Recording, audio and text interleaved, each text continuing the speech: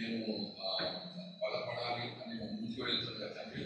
ఈ వాక్యం చేత మమ్మల్ని సంధించండి, మాట్లాడండి. యేసుక్రీస్తు ఆయన పరిశుద్ధనామమును బట్టి ప్రార్థిస్తున్నాము. ఆమేన్. ఆమేన్ అంటే మరి హల్లెలూయా. ఓకే, పాస్టర్ గారికి నా వందనాలు. కూడా తీసుకెళ్ళాను. ఈరోజు ఒక ప్రాముఖ్యమైనటువంటి అంశాన్ని మీరు దగ్గరికి నేను తీసుకురావడం జరిగింది. నేను ఎప్పుడు కూడా దాదాపుగా క్రైస్తవ విశ్వాస యాత్రలో ఎదురయ్యే ఆటుపోట్ల నుండి ప్రభు మనల్ని ఏ విధంగా బలపరుస్తున్నాడు, ప్రభు మనకి ఏ విధంగా సహాయం చేస్తాడు అనే దిశగా నేను చెప్తాను.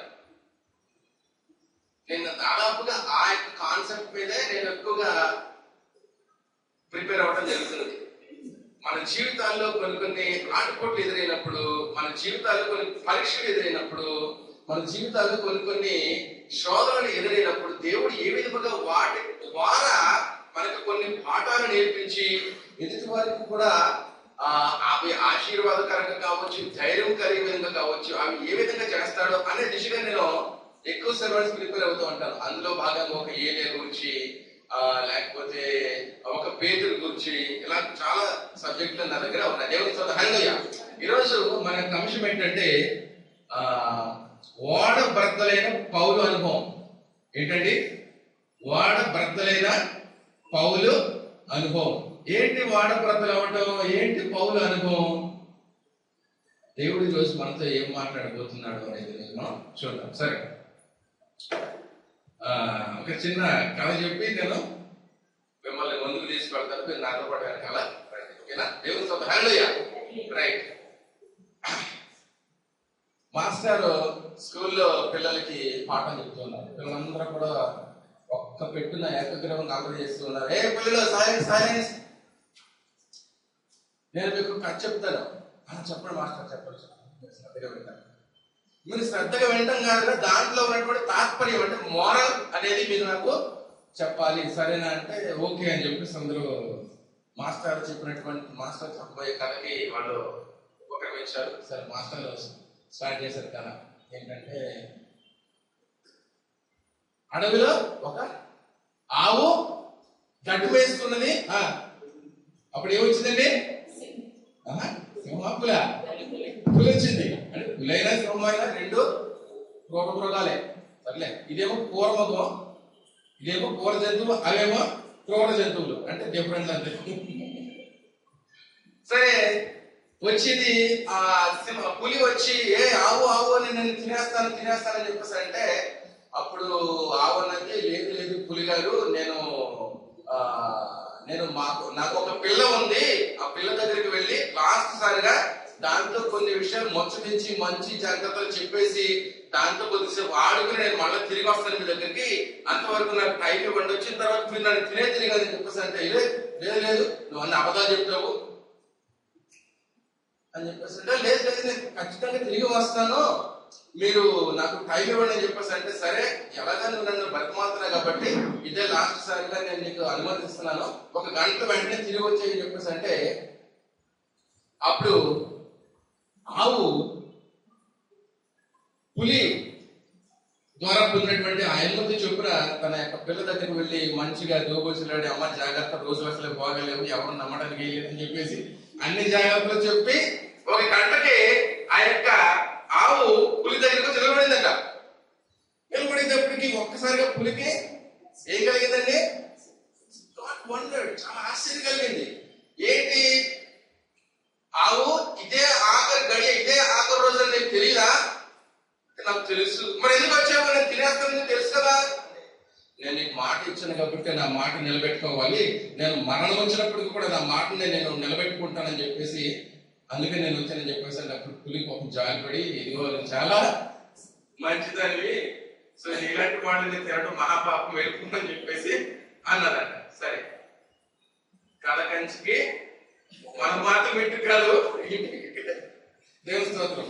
సో మాస్టర్ అయ్యారట, పిల్లలు దీంట్లో నీతేంట్రా అని చెప్పేసి అంటే అప్పుడు రాము అనే అబ్బాయి అన్నాడంటే మాస్టారు ఆడిన మాట మనం తప్పకూడదు అనేది నాకు గీత అర్థమైంది అని చెప్పేసి అంటే శ్యాము అనే ఒక వ్యక్తి ఉన్నాడు. శ్యాము అంటే మాస్టర్ గారు శ్యాము గారు వచ్చారా?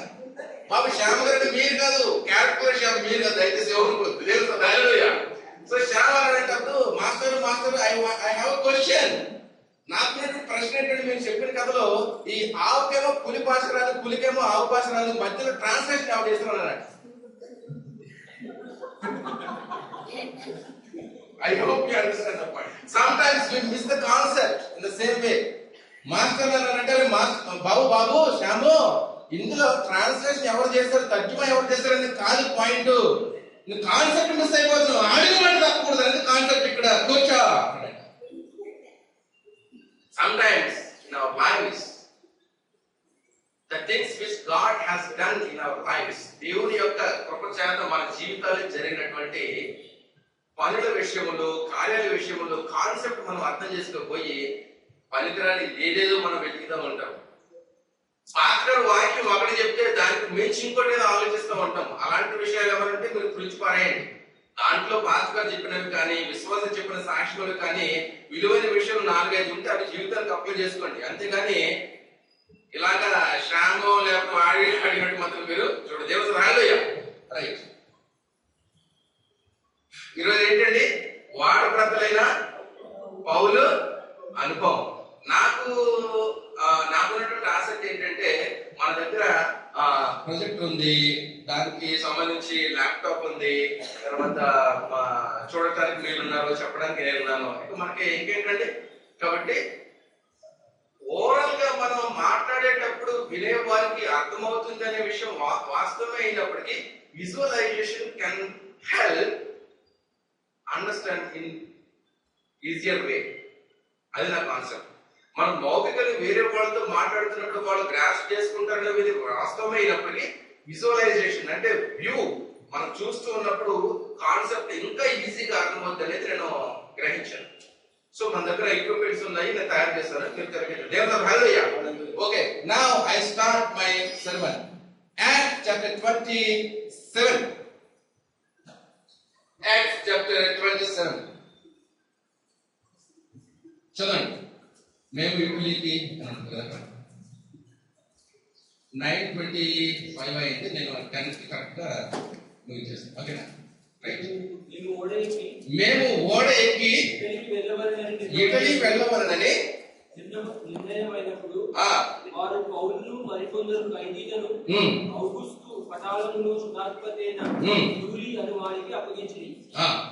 ఆసియా నది వెంబడినున్న పట్టణములకు ప్రయాణము చేయబోవు అద్రముఖ్య పట్టణము ఓడెక్కి మేము బయలుదేరి. మేము అంటే పౌలుతో పాటు అక్కడ లూకా ఉంటాడు, బర్నబా ఉంటాడు, ఈవెన్ మార్కు కూడా ఉన్నాడు అని కొంతమంది అభిప్రాయం. సో పౌలుతో పాటు వీళ్ళతో పాటు ఇంకా ఖైదీలు కొంతమంది ఉన్నారు. యాక్చువల్ గా వాళ్ళందరూ కూడా యెరూషలేము అనే ఒక ప్లేస్ లోనండి, యెరూషలేములో ఉన్నటువంటి ఒక ప్రాంతంలో నుండి వాళ్ళు రోమ్కు వెళ్తూ ఉన్నారు. ఒక పెద్ద ఓడలో వాళ్ళు ప్రయాణం చేస్తున్నారు. వాళ్ళు ప్రయాణం చేస్తూ ఉన్నప్పుడు ఆ ఓడలో విపరీతమైనటువంటి సామాగ్రి, బరువైనటువంటి సామాగ్రి ఉంది మనుషులతో పాటు. వాళ్ళు ప్రయాణం చేసి సీదర్కు వస్తారు, సైప్రస్ అంటే కుప్రా అనే దానికి వస్తారు, లుబియాకి వస్తారు, ఆ తర్వాత అలెగ్జాండ్రియాకి వస్తారు. అలెగ్జాండ్రియాకి వచ్చినప్పుడు వాడంతా కూడా సరిగ్గా నిండిపోతూ ఉంటుంది. ఎందుకంటే అలెగ్జాండ్రియా అనే ప్లేస్ పెద్ద హార్బర్ ఏమంటారంటే అది ఒక ఓడలన్నీ కూడా అక్కడ ఆగేవి, తర్వాత ఎగుమతి దిగుమతి అయ్యే ప్రదేశం. కాబట్టి ప్రపంచంలో ఏ ప్రాంతానికి చెందినటువంటి ఓడలైనప్పటికీ కూడా నాటి కాలంలో అలెగ్జాండ్రియాకి వచ్చేవాట. అందుకని ఆ అలెగ్జాండ్రియా అనే ప్రాంతానికి కూడా పౌలు ప్రయాణించి ఓడ వెళ్ళింది. అక్కడ మొత్తం గోధుమలు సరికని అదే కూడా వేసుకున్నారు. ఓడ బలిపోయిపోయింది. క్రేట్కి వచ్చారు. తర్వాత అలెగ్జాండ్రియా నుంచి సల్మోనేకి వచ్చారు. ఆ తర్వాత వాళ్ళు ప్రయాణం చేస్తూ కొన్ని వారములు కొన్ని నెలలైన పిల్లలు ఓడలో ప్రయాణం చేస్తూ వాళ్ళు ఎక్కడికి వచ్చారంటే క్రేట్కి వచ్చారు. క్రేట్కి వచ్చేటప్పటికి పెద్ద తుఫాన్, అలలు, సముద్రంలో ఆడుకోట్లు ఎక్కువయ్యాయి, సుడిగుండాలు ఎక్కువయ్యాయి. అవన్నీ కూడా ఓడ మీదకి కొట్టేటప్పటికి ఓడ పరిస్థితి అతలకుతలంగా మారిపోతూ ఉంది. అక్కడ లంగర్లు వేశారు. లంగర్లు వేసినప్పటికీ ఓడని కంట్రోల్ చేయలేకపోయారు. అయినప్పటికీ కూడా వాళ్ళు ఓడలో ఉన్నటువంటి సామాగ్రికంగా సముద్రంలో పడవేసినట్టయితే సముద్రంలో ఓడ మొడకుండా మనం కాపాడదాం కదా అని చెప్పేసి వాళ్ళు సముద్రంలో వారికి ఉన్నటువంటి ఖరీదైనటువంటి సామాగ్రి మొత్తం వేసేస్తారు. అయినప్పటికీ స్టిల్ ఓడ ప్రద్దలు అవ్వకుండా మాత్రం ఆపలేకపోయారు. ఓడ ప్రద్దలైపోయింది. ఏమైపోయిందండి? ఓడ ప్రద్దలైపోయింది. సముద్రంలో నట్టనడి సముద్రంలో ప్రయాణం చేస్తూ ఉన్నప్పుడు ఓడ బ్రద్దలైపోతే ఎవరైనా బ్రతుకుతారండి? Simple answer.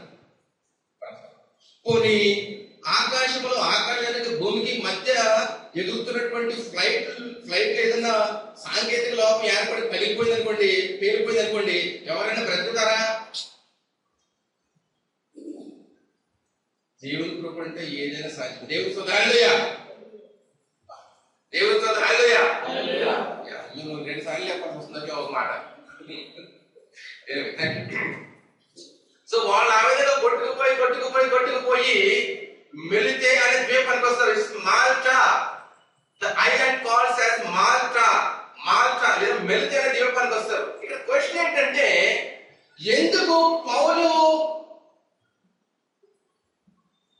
షిప్ లో రోమ్కి వెళ్తూ ఉన్నాడు, దేవుడు ఎందుకు పంపిస్తూ ఉన్నాడు అనేది ప్రశ్న. ఇది కారణం.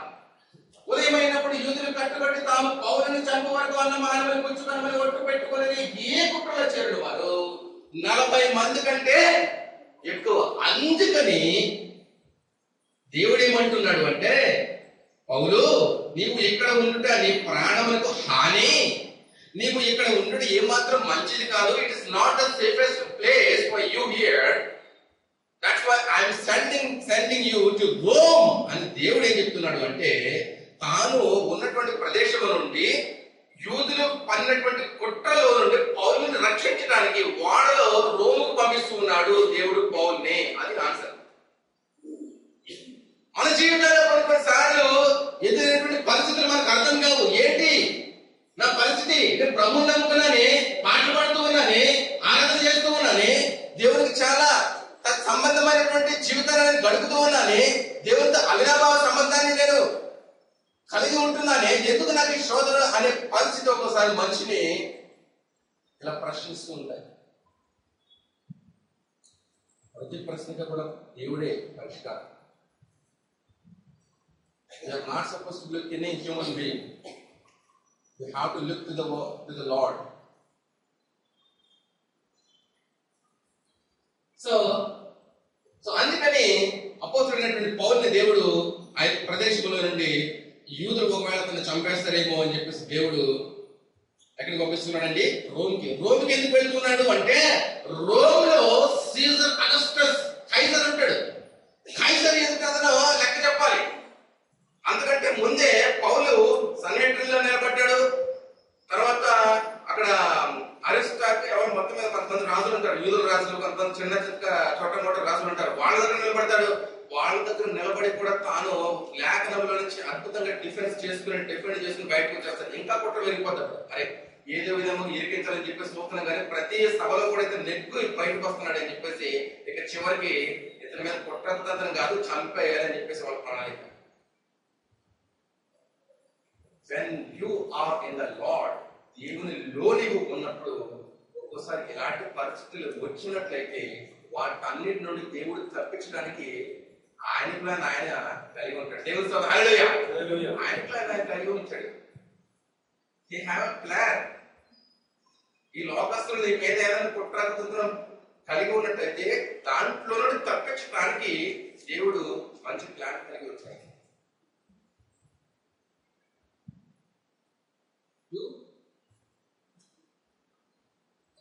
So they came to Malta, military ద్వీపానికి వస్తారు. సో మిలిటరీ ద్వీపానికి వచ్చిన తర్వాత వాక్యం చదవండి మరి. అక్కడ మేము తప్పించుకున్న తర్వాత మిలిచే అనే విషయం మేము తెలుసుకున్నాము. వారు మాకు చేసిన ఉపచారం ఎంత అంత కాదు ఉంటుందా? అదేనా ఉంది కదా? క్వశ్చన్ ఏమన్నా continue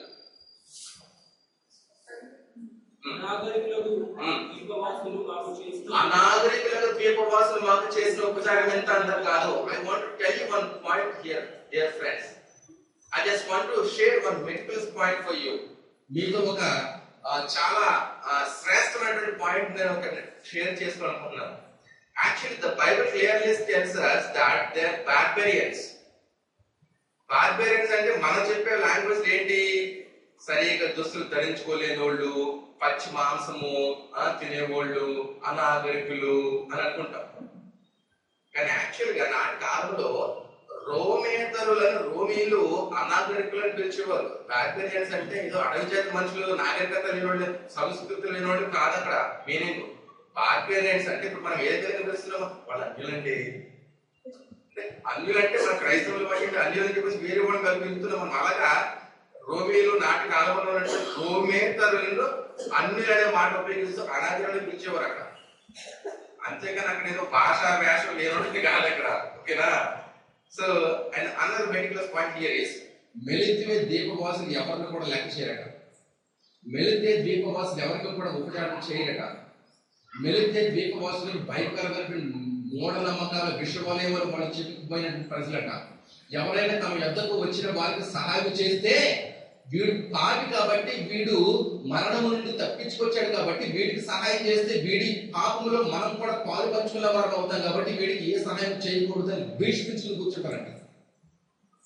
but when God's grace upon Paul and his travellers, ఎప్పుడైతే దేవుని యొక్క కృప అనేది పౌలు మీద, పౌలుతో పాటు ప్రయాణిస్తున్న వారు అందరి మీద దేవుని యొక్క కృప ఉందో, ఇట్లాంటి ఆటలు ఇట్లాంటి ఆటలు కొనసాగం మనుషులకి. దేవుడు సహాయం చేయించుకోవాలి అని అనుకున్నట్టయితే శత్రువులతోనూ ఇష్టం లేని వారితోనైనా ఆయన సహాయం చేయించుకుంటాడు. దేవుడితో హల్లెలూయా.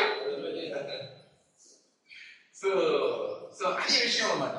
సో యాక్చువల్గా ఈ మన దేశంలో కూడా దాదాపు 18వ శతాబ్దంలో కొన్ని మూఢనమ్మకాలు ఉండేవి. అవి ఇప్పుడు కూడా లేకుండా అడపదడప. పేదవాడికి అన్నం పెట్టేవారు కాదంట, పేదవాడికి నీళ్ళు ఇచ్చేవారు కాదంట, పేదవాడికి రోగికి వైద్యం చేసే వారు కాదంట. తెలుసా మీకు? ఇప్పుడైతే మనకు కొంచెం నాలెడ్జ్ ఇంప్రూవ్ చేసుకున్నాం కాబట్టి హిందువులు కొంతమంది అనాథలకు భోజనం పెట్టడం, రక్తదానం చేయడం, ఆ దానం చేయడం, ఈ దానం చేయడం ఉంది. కానీ if you go back 200 years, 200 సంవత్సరాలు వెనక్కి వెళ్ళినట్టయితే మన యొక్క జీవితం అంధకారమైన. ఎవరైనా అనారోగ్యంగా పడుకున్నట్టయితే వీడి పూర్వజన్మ సుకృతుల ద్వారా, పూర్వజన్మ చేసిన పాపల ద్వారా వీడు ఎంత దరిద్రంగా పుట్టాడు కాబట్టి వీడికి సహాయం చేసి వీడి పాపలు మనం కూడా పాలు పంచుకున్న వారు మాత్రం కాబట్టి we're not suppose to help you, we're not suppose to effort anything. ఏది కూడా ఇవ్వడానికి వీలేదని చెప్పేసి వాళ్ళు పేదవాడు పెట్టి even now also in Thailand or Bangkok, some areas these superstitious unethical activities are followed. ఇప్పుడు కూడా సో అలాంటి పరిస్థితులు మెలితే దీపవాసులు ఉన్నారు. సహాయం చేయరు, వాళ్ళకి సహాయం చేస్తే పాపం. But the word of God clearly mentions that they have given greatest hospitality to Paul and his travelers. దేవుడితో హల్లెలూయా, హల్లెలూయా. నిజంగా ఎంత గొప్ప ఆశ్చర్యకరమైనటువంటి విషయం అంటే, దేవుని కృప నీ మీద ఉన్నట్టయితే దేవుడు సహాయం చేయించుకోవాలి అని ఆయన అనుకున్నట్టయితే ఎవరి ద్వారానైనా, మనుషులు లేకపోతే జంతువుల ద్వారా ఆయన ఆహారం పంపిస్తాడు, పక్షుల ద్వారా ఆయన ఆహారం పంపిస్తాడు. మెలితే సో మెలితే దీపవాసు మెలితేకి వచ్చిన తర్వాత పౌలు అక్కడ కట్టెలు ఏరుతాడంట. అక్కడ మంట కోసం కట్టెలు ఏరుతూ ఉన్నప్పుడు అక్కడ ఏం జరుగుతుందంటే, మంట వేసుకుంటూ ఉన్నప్పుడు ఆ యొక్క కాదకు, ఆ యొక్క హీట్ కి లేదా హాట్ కి లోపల పాము బయటకు వచ్చి పౌలు చేయబట్టుకుంటుంది. పౌలు చేయబట్టుకునేటప్పటికి వారికి ఉన్నటువంటి మూఢనమ్మకం కాస్తంత పడిపోతాయి. వాళ్ళు ఏమనుకుంటున్నారంటే వీడు హంతకుడు, వీడు నరహంతకుడు, వీడు పాపి, వీడు దుష్టుడు కాబట్టి వాళ్ళ ప్రయాణంలో వీడు మరణం చేతుల నుంచి బయటకు వచ్చినా కానీ మృత్యు దేవత వీడిని కబలిస్తూ ఉంది, వదలట్లేదని చెప్పేసి వాళ్ళు అనుకుంటున్నారు. అప్పుడు పౌలు గారు ఏం చేస్తారంటే, యాక్చువల్గా కలుస్తుంది అని చెప్పేసి నేను నమ్ముతాను. అక్కడ పాము కలుస్తుంది. ఎందుకంటే వాళ్ళు ఏమనుకుంటున్నారంటే అక్కడ అతని శరీరం వాచులో కింద పడి చచ్చును అని చెప్పేసి ఆలోచిస్తున్నారంటే ఈ గాట్ బైట్, అతను కరవబడ్డాడు అక్కడ. కానీ అతనికి ఏ హాని జరగకపోవడం చూసి the next second they are changing their minds that Paul is divine person. నువ్వు ఈ లోకంలో జీవించినప్పుడు పరిస్థితుల్లో దేవునికి అరుణాభావ సంబంధం కలిగినటువంటి పరిస్థితులను జీవిస్తూ ఉన్నప్పుడు లోకం కూడా అలాగే అనుకుంటారు. లోకానికి తెలియదు నీ ఎవరో. Society doesn't understand your standards. Society can't grasp what you do. Society doesn't understand the relationship with God and you. దేవునికి నీకు మధ్య ఉన్నటువంటి సంబంధం ఎలాంటిదని, నీవు కలిగినటువంటిదని సమాజానికి తెలియదు. సమాజం ఏం చేస్తుందంటే నీవు అంతటగా నిన్ను దృష్టిస్తుంది ఒకసారి, నేను పాపగా దృష్టిస్తుంది ఒకసారి. కానీ నువ్వు చేసినటువంటి మంచి పనులు ఒకసారి వాళ్ళు చూసినప్పటికీ దూషించినటువంటి అదే నోరు నిన్ను పొగుడుతూ ఉంటుంది. కాబట్టి సొసైటీకి స్టాండర్డ్స్ లేవు, సొసైటీకి క్వాలిఫైడ్ స్టాండర్డ్స్ లేవు. కాబట్టి సొసైటీ దగ్గర నుంచి వేరే ఆశించు. I mean don't expect anything from this society. నువ్వు ఎన్ని మంచి పనులు చేసినా, ఎన్ని గొప్ప కార్యాలు చేసినా, ఎన్ని సత్కార్యాలు చేసినా నిన్ను ఈ సొసైటీ అర్థం చేసుకోలేదు. అదే అక్కడ జరిగింది. పౌలుకి దేవునికి మధ్య ఉన్నటువంటి భక్తి, ఆ యొక్క భావం, ఆ యొక్క మంచి జీవితం అనేది ఎలాంటిదో అనేది అర్థం చేసుకోలేదు. వాళ్ళు పావు వచ్చి కరవగానే వీడు నరహంతుడు అని చెప్పి డిక్లేర్ చేసేసింది society. The same another second, రెండో నిమిషంలో అతను చచ్చిపోకపోయేటప్పటికి విడి జాగ్రత్త. వాట్ ఈస్ దిస్ అంటే అప్పటికప్పుడు దూషించాడు, అదే నోటితో పొగడమా అరే. But God knows our hearts. God knows our work. Go further. చూడండి, అసలు కథ ఇప్పుడు స్టార్ట్ అవుతుంది. అసలు కదా నేను యాక్చువల్లీ ప్రిపేర్ అయ్యాను, పీపీటీ చూస్తాను, నాకు ఇది చూడబోతు అవట్లేదు ఏమండి. పీపీటీ యాక్చువల్లీ ప్రిపేర్ అయ్యేటప్పటికీ నాకు స్క్రిప్ట్ చూడబోతు అవట్లేదు. లాస్ట్ మర్చిపోతే అందులో లేని ఏమైనా ఉంటే దీంట్లో అప్పుడు నేను స్క్రిప్ట్ చేస్తాను, దీంట్లో కూడా ఏమైనా లేకపోతే దీంట్లో ఉంటుంది కూడా చెప్తా. దేవుడితో hallelujah. Right. First miracle that Paul got from God is Publius అనే ఒక వ్యక్తి ఉంటాడట. ఈ పొప్లియస్ అనే వ్యక్తి అన్యుడు. ఈ పొప్లి అనే వ్యక్తి కూడా భయంకరమైన మూఢనమ్మకాల విషయంలో ఉన్నటువంటి వ్యక్తి అయినప్పటికీ కూడా పౌలుకి ఉపచారం చేసినటువంటి, ఆతిథ్యం చేసినటువంటి మహిమాన్వితమైన విషయము దేవునికి పౌలుకి దేవుడు తోడుగా ఉన్నాడు అనే విషయం ధృవీకరిస్తూ ఉంది. దేవునితో హల్లెలూయా. నీ జీవితాల్లో కూడా ఒక్కసారి గడ్డు పరిస్థితులు, నేను వాడబడిపోయిన పరిస్థితిలో ఉన్నాను, నా దగ్గర ఎవరు లేరు, నా దగ్గర కనీసం ఒక అణ కూడా లేదు, కనీసం ఒక కాణి లేదు, ఒక రూపాయి కూడా లేదు, I doesn't have any single Penney, నేను ఎలా ఉండాలి అని చెప్పేసి అనుకున్నప్పుడు God can provide some poplis like this to survive you. వాడ పగిలిపోయిన తర్వాత బ్రతుకు జీవుడు అని చెప్పేసి నాగేలాగా మీకు ఎంత వచ్చండి? ఏంటంటే సముద్రం లేదు కొట్టారు ఎప్పుడైనా మీరు నిజంగా? సముద్రంలో ఓడ అతలాకుతలం అయిపోతూ ఉంటేనే ప్రాణాలు గాలిలో కలిసిపోతాయి. అలాంటి ఓడ పగిలిపోయిన తర్వాత ఆ పెద్ద లోతైనటువంటి సముద్రం ఈదుకుంటూ రావాలంటే ఇక అది నేను వర్ణించలేను. అలాగే ఈదుకుంటూ వచ్చి నా అన్నవారు ఎవరో లేకపోయినప్పటికీ కూడా దేవుని యొక్క వాగ్దానం పౌలుని బలవంతం చేస్తూ ఉంది. దేవుని యొక్క వాగ్దానం పౌలుని బలవంతం పెడుతూ ఉంది. కాబట్టి పౌలుకు దేవుడు తోడుగా ఉన్నాడు. కాబట్టి పొప్లి అనే ఒక వ్యక్తిని దేవుడు ఏర్పాటు చేసి పౌలుకి ఆతిథ్యం ఇస్తూ ఉన్నాడండి. ఎంత ఆశ్చర్యకరమైన దేవుడు మన దేవుడు. దేవుని వాగ్దానం పౌలుకి తోడుగా ఉంది. ఏంటో తెలుసా వాగ్దానం? I will read out for you. అందులో లేదు నేను చెప్తాను కదా, అందులో లేకపోతే ఎందులో ఉంటుంది. కొన్నిసార్లు మనం వాక్యం ప్రిపేర్ అయినప్పుడు దాంట్లో లేని పాయింట్స్ మైండ్కి వెళ్తూ ఉంటాయి. అది రిలవెంట్ అయినప్పుడు చెప్పేది మంచిదే, ఓకేనా?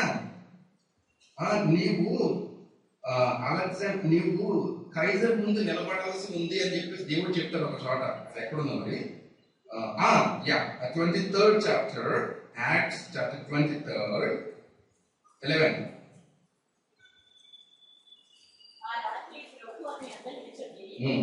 ధైర్యంగా ఉండుము. Hmm. యెరూషలేములో నన్ను గూర్చి నీ వేలాది సాక్ష్యం ఇస్తువు. Like how you have given the testimony in Jerusalem, in the same way, likewise, you have to stand in front of Caesar in the place called Rome.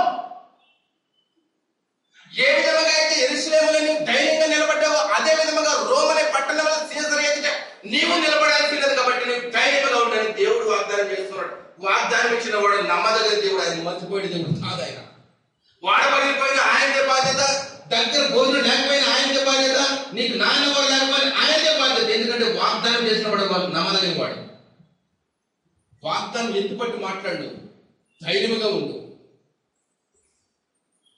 రేపటి కాలం పౌలను అడుగుతాడు, ప్రభా మరి నేను వెళ్తే ద్వీపానికి వెళ్ళినప్పుడు కనీసం ఒక వ్యక్తిని కూడా అక్కడ ఏర్పాటు చేయలేదని చెప్పి పౌలు అడుగుతాడు. అప్పుడు సమాధానం చెప్పుకోవాల్సిన బరువు బాధ్యత ఎవరి మీద ఉందండి? దేవుని మీద ఉంది. అందుకనే దేవుడు ఎవరిని కూడా పాయింట్ అవుట్ చేసేవాడు కాడు. అట్ ద సేమ్ టైం వేరే వాళ్ళ చేత ఆయన పాయింట్ అవుట్ చేయించుకునేవాడు కాడు. ఎందుకని ప్రొవైడ్ చేస్తూ ఉంటాడు ఆయన. పొప్లీ. సో పొప్లీ అనే వ్యక్తి యవనస్తుడు, భూస్వామి అనుకుంటా, అక్కడ మంచి ఆస్తిపరుడు అనమాట. చక్కటి ఆతిథ్యం ఇస్తాడు. Point number 2.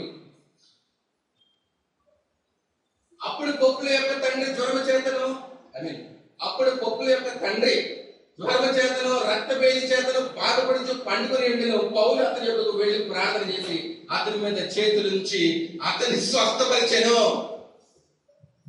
The second miracle that God has done through Paul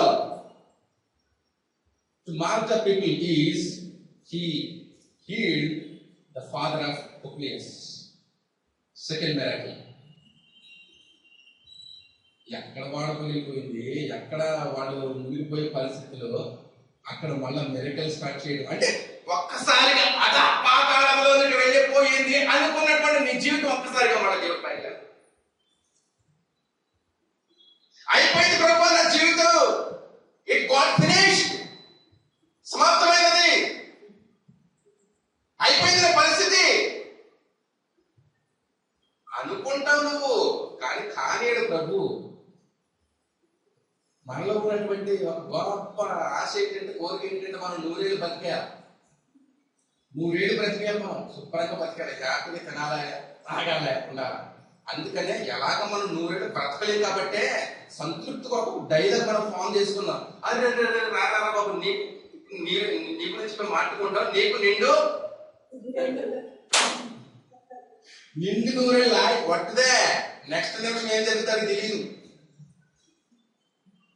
మీ గురించి మాట్లాడుకుంటున్నారా? రారా నిండు 100 ఏళ్ళ ఆయుష. నిండు 100 ఏళ్ళ ఆయుష్ దేవుడి యొక్క పొక్కుంటేనే బ్రతుకుతాం తప్ప, లేకపోతే నిండు 2 నిమిషాలు కూడా బ్రతకలేము. Second miracle.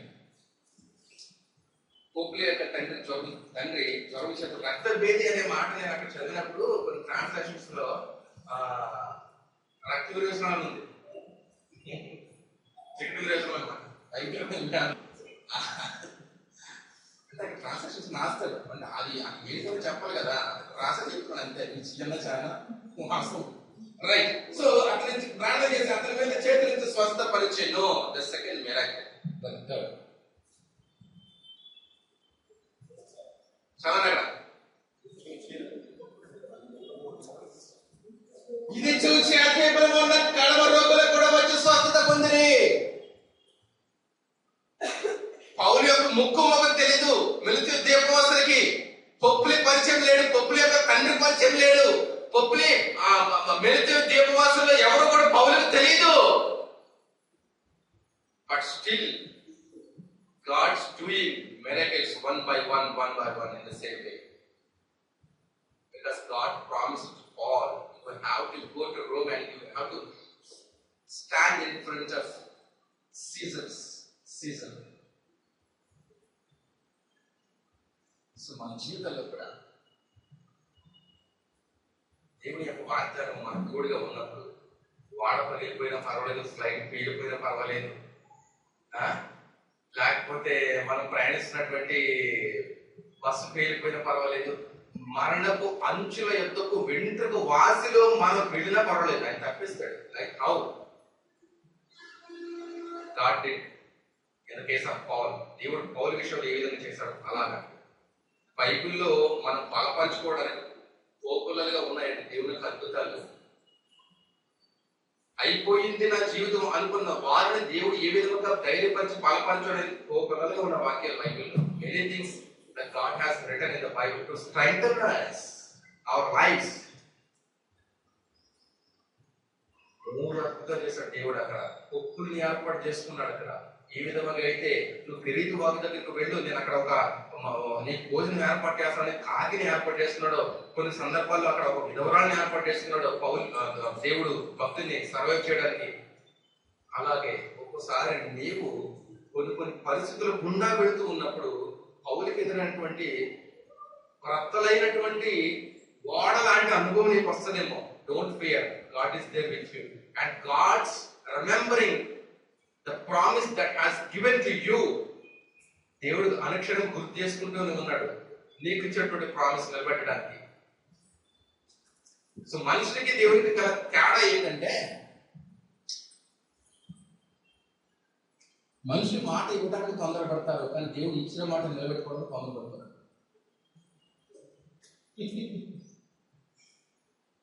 మనుషులు మాట ఇవ్వడానికి తొందరపడతారండి. ఎవరు పడతారు, నేను ఉన్నాక కదా మీకు ఏం పట్టదే అలా ఆవిడంటే. ఎందుకంటే మనకు పిల్లలేరా, మనకు పిల్లలేరా, స్నేహితుడైతే ఏదో ప్రమోపడం ఇవ్వండి, ఎందుకు మీరు సహాయం చేయడం అని చెప్పి సామగ్ర పొలం పెట్టి అనుకోండి.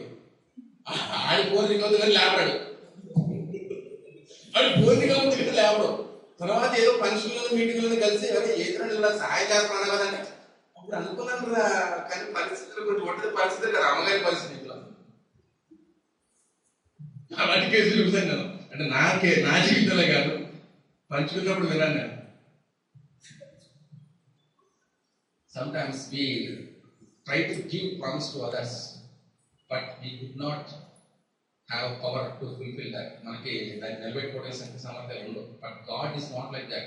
Once He has given the promise, definitely He will fulfill that. You can see that. అయితే బిబ్లికల్ గా మనం చూసినప్పుడు పౌలు రోమ్కి వెళ్ళినట్టు ఉంటది, కానీ సీజర్ దగ్గర నిలబడినట్టు హిస్టరీలో ఉంటదంట. తర్వాత ఆయన ఏ విధంగా చనిపోయాడు అంటే డిఫీటెడ్ అంటారు కదా, తల నరకబడి చనిపోయాడు అని చెప్తారు హిస్టరీలో. మన భక్తులు ఫస్ట్ సెంచరీ ఫాదర్స్ రాస్తారు మనకి, అది హిస్టరీలో ఉంది. కానీ బైబిల్లో మాత్రం రోమ్కి వెళ్ళినట్టు, సేఫ్ గా రోమ్కి వెళ్ళినట్టు ఉంటది. సో అది నేను మీకు క్లారిఫికేషన్. ఇంకా మిగిలేదు కదా, మిగిలేదంటే కన్క్లూషన్ వస్తాను. Conclusion point that I want to tell you today is, గాఢాంధకారం లోయలో సంచరించినటువంటి దేనికి కూడా నేను భయపడను. Dear friend, God is with you always. వాడ పగిలిపోయినప్పటికీ కూడా పర్వాలేదు, నీ జీవితం పగిలిపోయినప్పటికీ కూడా పర్వాలేదు, no problem. God is there with you always. దావీదు చెప్తున్నాడు మాట 23వ కీర్తనలో, యెహోవా నాకు కాపరి, నాకు లేమి కలగదు. యెహోవా నా కాపరి, God is my shepherd, I shall not want. యెహోవా నా కాపరి, నాకు లేమి కలగదు. పచ్చిక చోట్ల యాక్చువల్లీ ఈ కీర్తన మీకు తెలుస్తుంది తెలియదు. మళ్ళీ ఇది నేను చెప్పండి పెద్ద ప్రసంగం అవుతుంది మీకు. మరోసారి జీవన టైం వేడు మళ్ళీ ఇక టైం వేడి కనుక 2-3 నిమిషాలు ఈ మాటల మీద కొద్దిగా నేను ఎక్స్ప్లెనేషన్ ఇచ్చుకుంటాను, వ్యాఖ్యానం ఇచ్చుకుంటాను. ఎక్స్ప్లెనేషన్ అంటే నేను ఏదో మీకు సందేశం కాదు, దానికి సంబంధించిన ఎక్స్ప్లెనేషన్ ఇచ్చుకుంటాను. అదే విషయం రైట్. నా మాట కొంచెం మీకు మెత్తగా ఉంటాయి, అర్థం చేసుకోండి. కామెడీగా ఉంటాయి. ఓకే, కామెడీగా ఉన్న పాయింట్స్ ఉంటాయి, పాయింట్స్ తీసుకోండి. గాఢాంధకారపు లోయలో నేను సంచరించను, ఏ అపాయములకు భయపడను. There are 3 types of dangerous situations are mentioning here. 3 రకాలైనటువంటి ప్రమాదకరమైనటువంటి విషయాలు పూర్వకు ఎప్పుడు కూడా వెంటాడుతూ ఉంటాయి. ఆ 3 రకాలైనటువంటి ప్రమాదాల నుండి దేవుడు నన్ను రక్షిస్తాడు అనేది అక్కడ పాఠం. గొర్రెల్ని దొంగిలించడానికి ఎప్పుడు కూడా ఫిలిస్టీయులు ఇంకా వేరే ఇతర జాతి ప్రజలు చెట్ల పక్కన రాళ్ల పక్కన మాటు వేసి వాళ్ళు దొంగిలించేవారంట.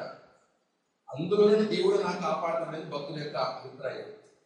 రెండో పాయింట్, తోడేళ్ళు, సింహాలు, పురుడు, వాటి నుండి దేవుడు నన్ను కాపాడతాడు అనేది గొర్రె యొక్క భావం.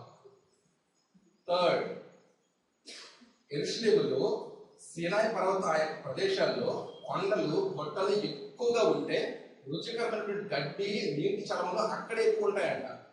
అందుకని అవి ఎక్కుతూ ఉన్నప్పుడు కాలు జారే పరిస్థితి ఏమైనా ఉన్నట్టయితే నేను కాలు జారిపోతున్నా అని అనుకున్నప్పుడు దేవుడు నన్ను ధైర్యపరిచి బలపరుస్తాడు అనేది మీనింగ్ అక్కడ. 3 మేజర్ డేంజరస్ ఇష్యూస్. అలాంటి ప్రమాదకరమైన పరిస్థితులు నీవు ఉన్నట్టయితే నీవు కూడా దేవుడికి ఒక గొర్రె లాంటి వాడివే. దేవుడు పిలుస్తూ ఉన్నాడు గొర్రెగా. ఆయన మనకు కాపరి. నా గొర్రెలు నా స్వరము వినును, అవి నన్ను వెంబడించును, వాటికి నేను నిత్య జీవమును ఇచ్చుచున్నాను, వాటిని నా చేతి నుండి ఎవడును అపహరింపలేడు అని నిశ్చయతను దేవుడు మనకి ఇస్తూ ఉన్నప్పుడు భయపడుతున్నాము. నా కాపరి. పౌలు కూడా అదే అనుకుని ఉంటాడు. దేవుడు నాకు కాపరిగా ఉన్నాడు, నాకు ఏమైనా పర్వాలేదు, ఆయనే చూసుకుంటాడు. రూములోకి నేను వెళ్ళాలి, నేను ఏమైపోయినా పర్వాలేదని పౌలు అనుకుని ఉంటాడు. యెహోవా నా కాపరి. ఏమిటి యెహోవా నా కాపరి అనే మాట ఏంటి మీనింగ్? చిన్నప్పటి నుంచి కూడా మనం సండే స్కూల్లో వినుంటాము. క్రైస్తవులు అయితే సండే స్కూల్లో మనం కట్టలు పట్టి ఉంటాము. సండే స్కూల్లో కాదు, ఈవెన్ పెద్దవాళ్ళు కూడా ఈ కీర్తన అవలేగా మాట్లాడే ఉంటారు. ప్రసంగాలు విన్నాము, కీర్తన 23 గురించి సండే స్కూల్లో విన్నాము, ప్రసంగాలు చేస్తుంటాము. But what is the actual meaning, core meaning? What is the core meaning? యెహోవా కాబట్టి ఏంటి మీనింగ్ అంటే నేనేమి చెప్తానంటే, నాటి కాలంలో ఉన్నటువంటి రాజులు వాళ్ళు తమ ప్రజల మీద కాపర్లుగా ఎన్నుకునే కాపర్లుగా అభిప్రాయపడేవారట. మీరు ప్రజలు, మీరు నాకు గొర్రెలు లాంటి వాళ్ళు, నేను మీకు కాపరి, నేను ఏది చెప్తే అది మీరు వినాలి అని చెప్పేసి మిడిల్ ఈస్ట్ కంట్రీలో ఉన్నటువంటి ప్రాచీన రాజులు తాము పరిపాలించే ప్రజలను గొర్రెలుగా చిత్రీకరించేవారు. రాజు అప్పుడు ఆటోమేటిక్ గా కాపర్లు అయిపోతారు.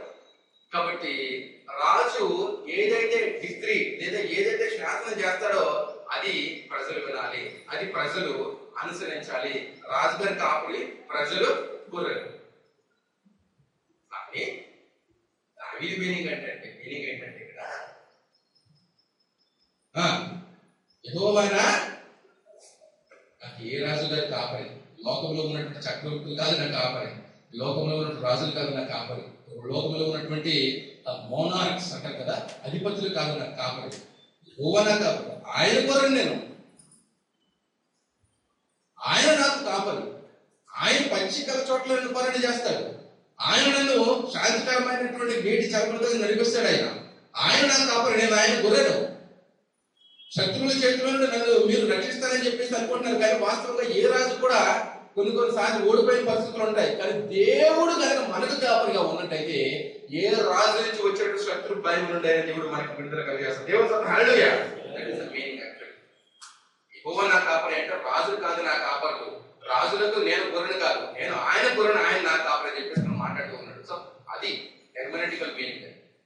సో మన జీవితంలో ఆ కాన్ఫిడెంట్ ఉండాలి, దేవుడు నా కాపరి. పౌలుకి ఏ విధంగా అయితే దేవుడు ఆ యొక్క యెరూషలేము నుండి ఓడలో బయలుదేరుతూ ఉన్నప్పుడు ప్రమాదకరమైన పరిస్థితులు వచ్చాయో అయినప్పటికప్పుడు దేవుడు కాపాడి ఆయన వాగ్దానాన్ని నిలబెట్టుకున్నాడు. ఆయన వాగ్దానం ప్రకారం పౌలుని సీజర్ ముందు నిలబెట్టాడు. ఆ విధంగా ఇలాంటి గడ్డు పరిస్థితులు వచ్చినప్పటికీ కూడా దేవుడు నాకు తోడుగా ఉంటాడు అనే ధైర్యం ఎప్పుడైతే మనం ఉన్నామో, అటువంటి ధైర్యం కోల్పోయిన వారికి మనం ధైర్యం చెప్పగలం. మనం ధైర్యంగా ఉన్నాం. So we're precious people in this world, not any part of in this creation. God did not make anything in this creation. He did not make anything in his own image. ఈ ప్రపంచంలో ఈ సృష్టిలో ఉన్నటువంటి ఏది కూడా దేవుడు తన స్వరూపంలో నిర్మించుకోలేదు. ఒక ఇద్దరు ప్రాణ స్నేహితులు అనమాట, ప్రయాణం చేస్తున్నారు ఫ్లైట్ లో. ఇది చెప్పి నేను ముగిస్తున్నాను, 2 minutes ఉంది. ప్రాణ స్నేహితులు బాగా అయిపోయినాయా తమ్ముడు? అయిపోయినాయి. ప్రసంగం కూడా ఇద్దరు ప్రాణ స్నేహితులు ఫ్లైట్ లో ప్రయాణం చేస్తున్నారు.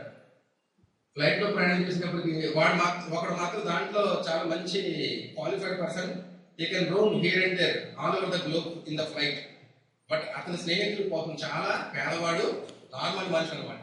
వాడు అన్నాడు, అరే నేను ఎయిర్ హాస్టల్స్ కి కొంచెం రిక్వెస్ట్ చేసుకుని ఆ డోర్ దగ్గరికి వెళ్ళి అద్దాల నుంచి నేను దేవుని సృష్టిని చూడాలనుకున్నాను అంటే, సరే అడగరా అని చెప్పేసి అంటే ఎయిర్ హాస్టల్స్ వచ్చిందంట.